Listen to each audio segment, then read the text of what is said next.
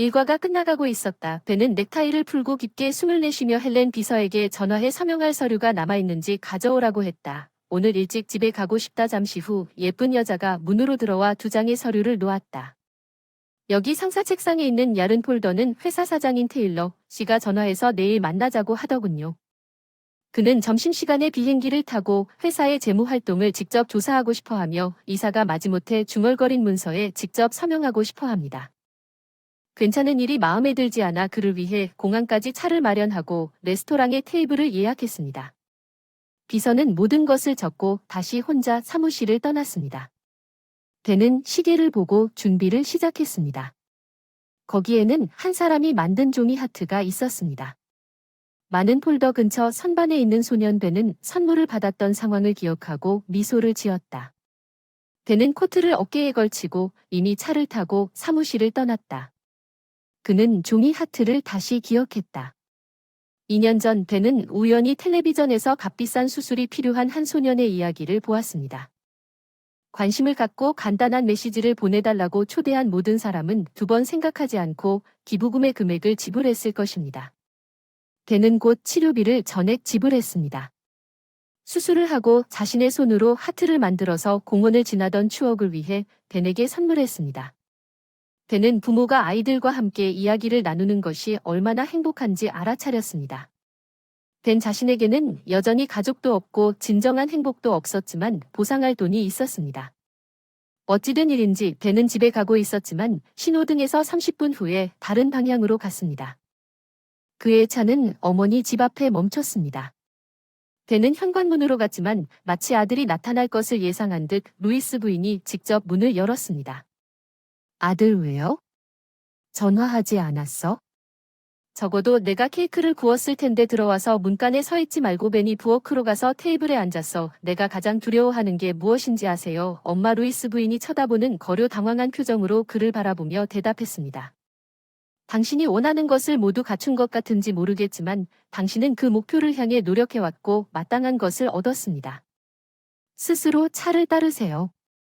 벤은 머그잔에서 한 모금을 마시고 외로움이 무섭다고 말했습니다. 당신이 떠나면 난 무엇을 해야 할까요? 그러면 돈을 세어 마음을 진정시키세요. 내 가슴이 뻣뻣해지는 걸 알잖아요. 내 모든 감정이 쉬면 속 어딘가로 가라앉은 것 같아요.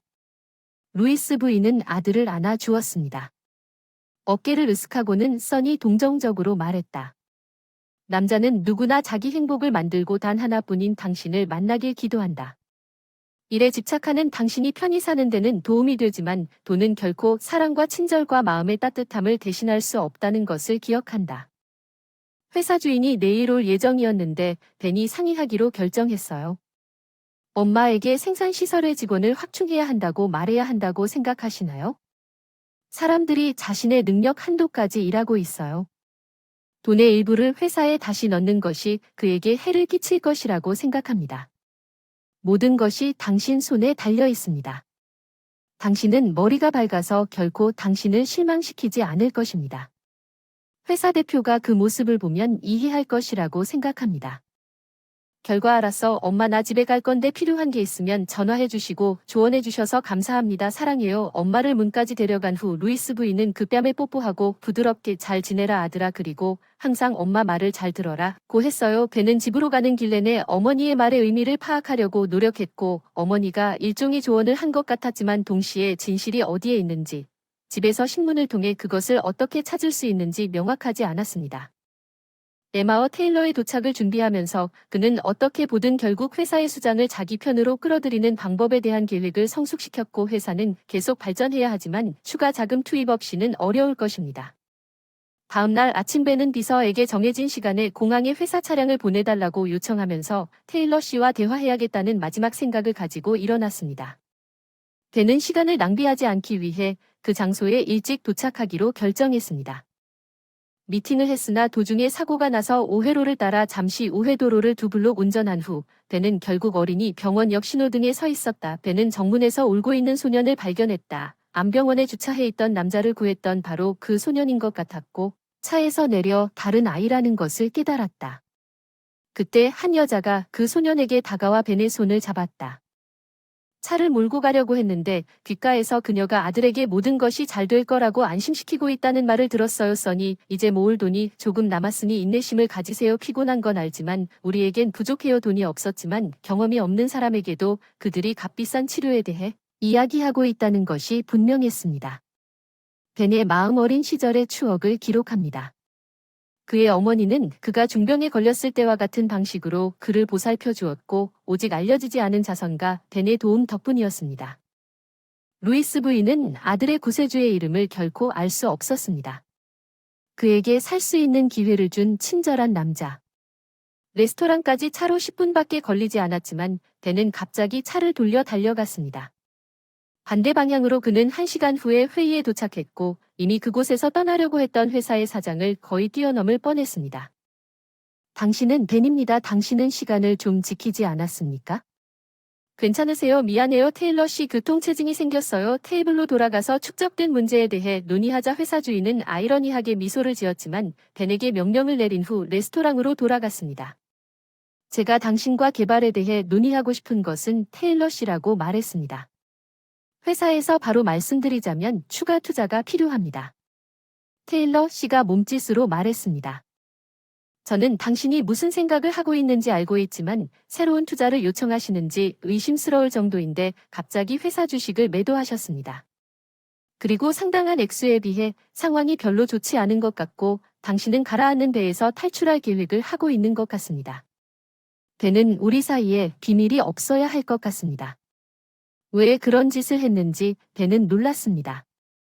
테일러 씨는 자신이 주식을 팔았다는 사실을 너무 빨리 알았지만 할 일이 없었고 얼굴이 붉어져서 테일러 씨에게 자신이 더 칠드런즈 하스피텔에 기부했다고 말했습니다.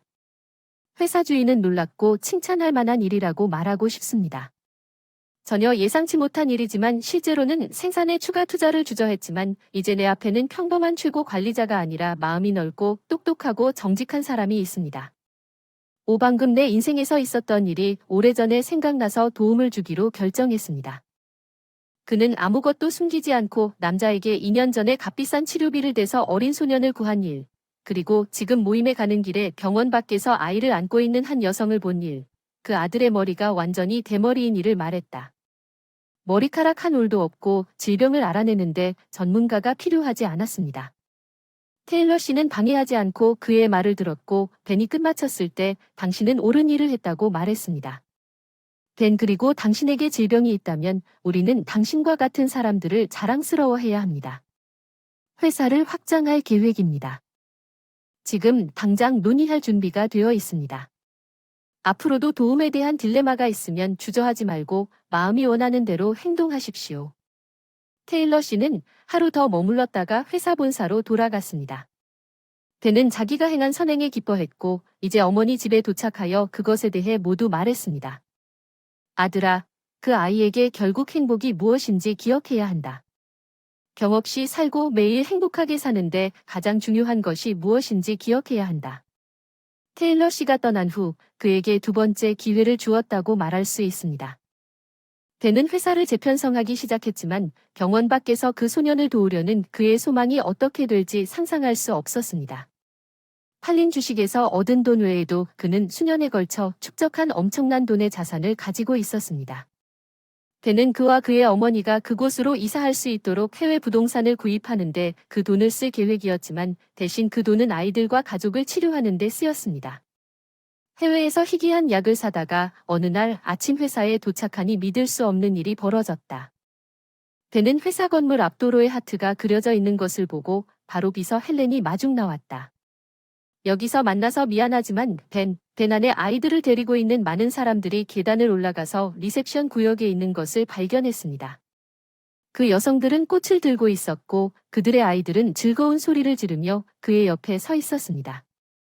그들은 그를 껴안기 시작했습니다. 감사합니다. 당신은 진짜예요, 영웅. 이것은 벤이 익숙했던 그런 종류의 시작이 아니었지만 그가 TV에 초대된 직후 큰 기쁨으로 가득 차 있었고 벤은 테일러 씨가 붙잡은 후 며칠 동안 도시 전체의 주목을 받았습니다. 그리고 모든 사람이 자신의 행위를 알게 된 후 회사의 주가가 늘어났다고 말했습니다. 반면에 벤은 자신이 한 명 이상의 어린이가 건강을 유지하도록 도운 완전히 다른 것에 대해 기뻐했으며 갑자기 그것이 그를 핵심으로 감동시켰고 마침내 그의 감정이 그 안에서 깨어났습니다.